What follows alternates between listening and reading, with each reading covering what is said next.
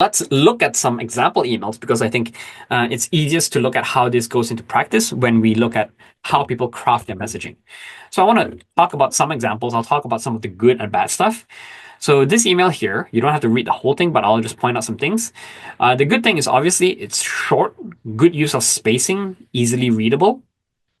Obviously, a lot of bad things. Number one, it's not personalized. It's just hi, no addressing me, where it's quite easy to usually find who you're trying to message if you have their email, right? You can look them up on their website, their LinkedIn profile. Number two, directly pitching. So they are talking about pricing in the first interaction. That's a bit too strong.